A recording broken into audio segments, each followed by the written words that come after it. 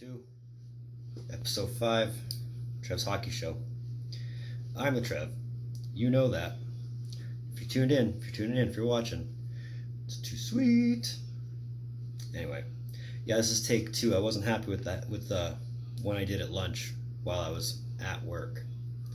But needless to say, here we are, and I'm getting completely off topic. We have our first firing casualty of the 2019-20 season. We haven't even dropped the puck yet. Training camps aren't open. We're still in free agency. We haven't even had waivers. We have our first firing casualty of the season. Let's talk about it.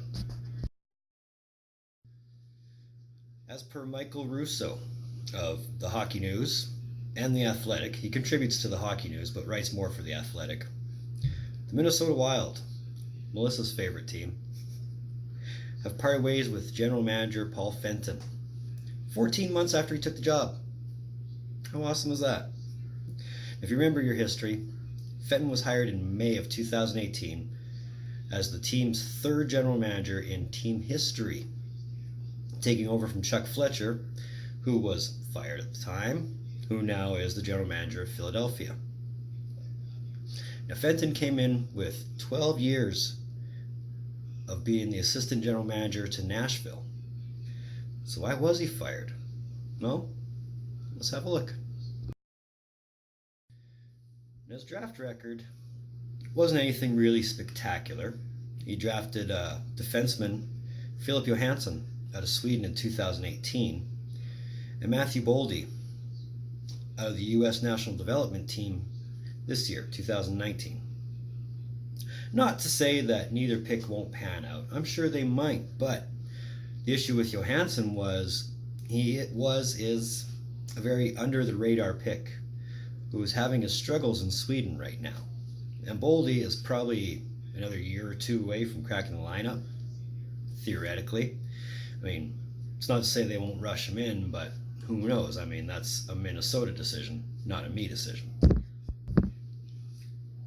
But I think we can safely say the draft history wasn't necessarily the sticking point. So let's look at trade history. Now, his trade history is something that lights up like a Christmas tree, with pretty much no trade working out in his favor at all. The biggest one that didn't work out for him was when he sent Nito Niederreiter to Carolina for Victor Rask. Complete backfire. Complete. Niederreiter went on to play 36 games for Carolina, and in those 36 games, he got 30 points and had a good run for the Hurricanes while they were in the playoffs. Whereas Rask played 23 games for Minnesota, 3 points. 3 points. Very ouch. Another one that might have backfired on him was when he sent Charlie Coyle to Boston for Ryan Donato. Coyle went on to have a huge contributing role for the Bruins in the playoffs. In 24 playoff games, he got 16 points and was basically your cheerleader on ice. Like, he was, like I said, he contributed a lot to his role there. Whereas Donato played 22 games for Minnesota, got 16 points. Now, Donato is still a prospect no matter how you look at it. And I mean, the future could be bright for a guy like Donato. I, myself, when that trade happened, thought it was a good trade for Minnesota because they were getting Donato, because he was an up-and-coming prospect. But, again, time tells these things better than I do. Now, one trade that could possibly work out for Fenton was when he traded Michael Granlund to Nashville for Kevin Fiala. Now, Fiala, even after he broke his leg in Nashville, was considered a high prospect at the time. Will that work, though, going up? I mean, can he fit into this new Minnesota mold? Again, time tells these things better than I do. As for deals that failed to materialize, and this one, I don't want to say might have been the trigger, because, I mean, the last week or so you've had rumors of, Minnesota trying to trade Parise. I mean, that's inevitably going to happen, but we're not talking about Parise right now. The one name that he could never seem to move was Jason Zucker. Apparently, there was a deal in place with Calgary at the trade deadline, and that fell through. And over the summer, there was a deal in place with Pittsburgh, which would have saw Phil Kessel come back to Minnesota.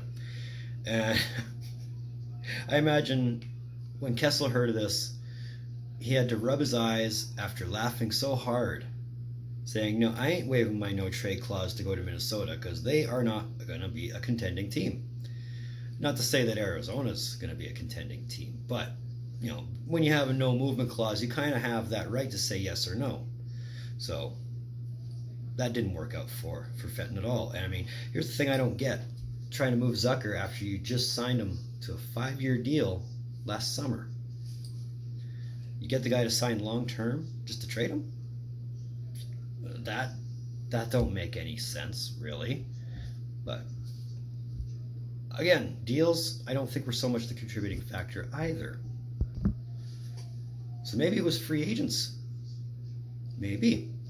Last season, all Fenton signed was some fourth-line forwards and some third-pair defensemen.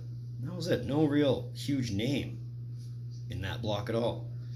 Whereas this summer, the only real name that comes to mind is Matt Zuccarello. Signed him to a 5-year deal. And a lot of people have called it questionable because at the end of this term, Zuccarello is going to be 36. And it's not to say that Zuccarello is in a slump or does not perform at all. Zuccarello is a great player. But can he fit into the culture of Minnesota? And that seems to be the theme, is the culture in Minnesota. But any deal signed is a good one, right? So under Fenton's watch, for 2018-19, Minnesota went from being a third-place playoff team in 2017-18 with 101 points in the Central Division to last place in the Central with 83 points. Now granted, the 18-19 season was full of injuries, which could not really be attributed to Fenton at all. But one would have to think, being the general manager, you can come up with ample resources from the farm, from other free agents, from good trades to fill such a hole, right? Maybe. But trades, free agents notwithstanding, the biggest reports, and this is probably the ones that led to it, have been said that Fenton had a rocky relationship with the media and with players alike, often guarding information, withholding information from both parties, which led to probably a lot of confusion. But the most influential report to this firing said that Fenton had some unhappy employees throughout the organization, from bottom up, along with countless other turbulent incidents, not incidences, which made their way to Craig Leopold's office. Now, Craig Leopold is the owner of the Minnesota Wild, for those who don't know. So based on that, I'm sure there was a lot of humming and hawing. You know, he's not the right guy for the job. He's not fitting into the culture. He's not the guy we need, and that's when the call was made this morning between Leopold and Fenton, where it's like, hey, we gotta let you go. And good for Leopold for, you know, keeping the best interest of the team in mind, I guess. As of this afternoon, though, Tom Curvers, the assistant general manager in Minnesota, has been named the interim general manager until a new general manager can be found. So let's let the rumors of who's going to be the GM in Minnesota start flying. Obviously, off the top of my head, and if I'm Leopold, I'm not even going to entertain this idea, Peter Chiarelli. There are better GMs out there than Peter Chiarelli. I mean, look what he did in Boston, look what he did in Edmonton. One good season and slumps all the way through. But since now we're obviously going to see a rebuild in Minnesota, which is something Leopold does not want to do, he's going to have to entertain GMs who have done rebuilds. Ron Hextall, Dean Lombardi, Mike Gillis, 3 names off the top of my head. But who knows? Maybe they'll look elsewhere. Maybe they'll look in the AHL. Maybe they'll look at college. I mean, a lot of teams are going the college route now. But ultimately, one would hope that whoever is next in line to be the GM in Minnesota, they have the best interest of the team in mind. Time will tell, as it always does, but I guess we'll know when we get there, right? I mean, we can speculate, we can rumorize. Ultimately, we won't know till we know. So that's episode 5 of Trev's Hockey Show here on Trev's Hockey Show. Let me know what you guys think. Give me your opinions. Let me know what you thought of today's news. I mean, it kind of came out of nowhere, really. I mean, when it came down, like I said earlier, I was at work and I thought, okay, I'll film something at lunch, but I was very inadequately prepared. I didn't even pack a jersey. But I never pack a jersey to work, so, you know, the point remains the same. Either way, let me know what you think. Leave some comments below. If you like this video, give it a thumbs up. If you want to subscribe, there's that button. You know what to do. You stay up to date with all the content that Trev's Hockey Show puts out. If you want, though, you can find Trev's Trade Page on Facebook at Trev's Trade Page.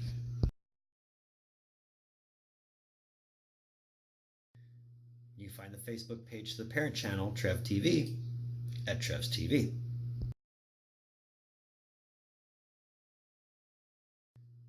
And you can find Trev TV on Instagram at Rockstar Trev TV.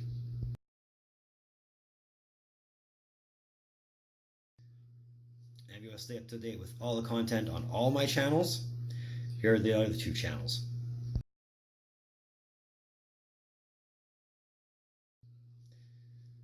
So moving forward, I really wanted to do a trade page video today, but I'm waiting on the mailman. So hopefully he comes tomorrow. If not, well, I'll still have to make that video anyways because it's an end of the month video, and you know, kind of want to show off some goods that I've come into this month. As for the main channel itself, again, pulling straws, see what we can come up with. As for the wrestling channel, I've got a big idea. Before I do a SummerSlam video, or at least a SummerSlam prediction. But yeah, if you know what that's all about, let me know if you want to see it. I'll only do it if it makes sense to do. But either way, in the meantime, and in between time, be able to look for more videos from the Trev. Later.